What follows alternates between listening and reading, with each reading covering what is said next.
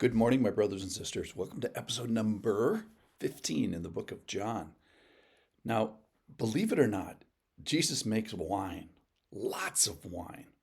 So join me today as we look at the story of the wedding celebration that Jesus participates in kind of secretly and also very bountifully. It shows him to the world in a new and generous and powerful way. And then the people that witness it, the question is, what do they do when they see it? And our question is, what do we do when we read about it? All right, so this is from John chapter number 2, and it's verse number 1. On the third day, there was a wedding at Cana in Galilee, and the mother of Jesus was there, Mary. Jesus was also invited to the wedding with his disciples. I love that part, that he was invited. When the wine ran out, the mother of Jesus said to him, "They have no wine." And Jesus said to her, "Woman, what does that have to do with me? My hour has not yet come." His mother said to the servants, "Do whatever he tells you." Now, there were 6 stone jars there for the Jewish rites of purification, each holding 20 or 30 gallons, massive stone jars. Jesus said to his servants, "Fill the jars with water," and they filled them up to the brim. And he said to them, "Now draw some out and take it to the master of the feast." So they took it.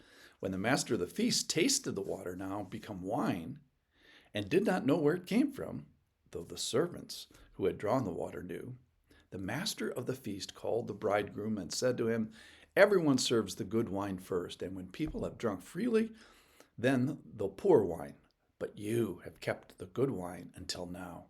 This, the first of his signs, Jesus did at Cana in Galilee and manifested his glory, and his disciples believed in him. After this, he went down to Capernaum and with his mother and his brothers and his disciples, and they stayed there a few days. Okay, so this story ends with a little bit of an explanation that this is the first of his signs. So what's a sign? A sign is a miracle, or it's this divine interruption and a superseding of the natural order. And it gives credence to Christ's power over the natural processes.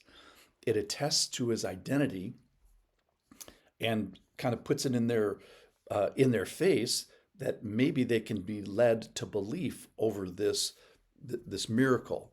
That's what its purpose is to lead you to faith. So there's no neutrals about miracles. They demand a personal response for people that see them, either positively or possibly negatively. Now, John records only 8 of them or so in his gospel. Reason being, how many do you need? You believe in one or you don't? You believe in 2 or you don't? Well, how if I give you 1,000? Whatever pattern you've established on the first 8 is probably going to continue. So I think that's why he has less than some of the other gospels. What they do is they manifest his glory. Now, what's glory? Glory is the showing, it's the revelation of his divine character and characteristics. So for the disciples, they have to ask, well, what can this guy do? They're very new in this ministry. We're only on chapter 2. And what does it mean? So what he does now, what does it mean about this guy Jesus? It means he has the power over natural resources. We all know you can't turn water into good wine. It's never been done since. It shows Jesus' generosity. So there's gallons and gallons of this. We're going to do the math in a second. And there's this generous gift they're going to have left over, and the young couple's going to have all this wine in their wine cellar. And it shows his mercy of him kind of intervening in this shame-based culture with this being publicly exposed that they ran out of wine. It's funny that the first crisis of Jesus' public ministry is, hey, the wine ran out. When? During the wedding where there's supposed to be joy and blessing. In Proverbs chapter 3, it says, "May your vats be bursting with wine." It's actually used as a metaphor of God's spiritual blessing.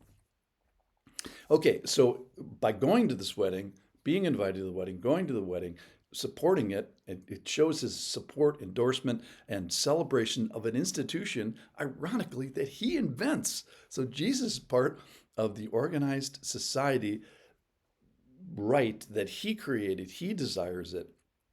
And I just love that he gets invited to this. So the characters in the story are the disciples, and they tell us at the end that the disciples believe at the end, which is one of the big purposes of a miracle. His mother is there. She's the one that charges the servants to do whatever. Jesus is obviously there. The master of the feast is there, but he doesn't know what's going on. The bridegroom is there. Bridegroom is there. He doesn't know what's going on, at least not yet. And then the servants, they're my favorite part of the story.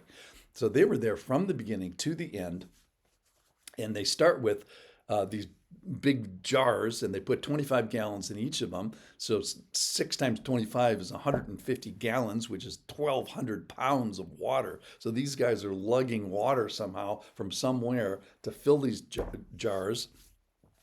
And they end up with what is 750 bottles of wine, 63 cases of wine. So I love the physicality and the volume and the generosity on one hand, and then the secrecy on the other. The master didn't know.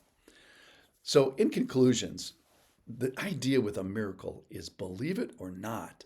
Jesus makes wine, and he makes lots of it. This is not a subtle miracle. It's one of great volume and great generosity. He's there to celebrate this wedding, and the one who made the institution is there at the wedding. And it points to this future illustration of Christ in the church eventually. Mary knows, the disciples know, the servants know, and the idea is that miracles are for belief, or at least potentials for belief. Do you believe that Jesus turned 150 gallons of water into 750 bottles of wine? Do you believe that he has the power over the material universe?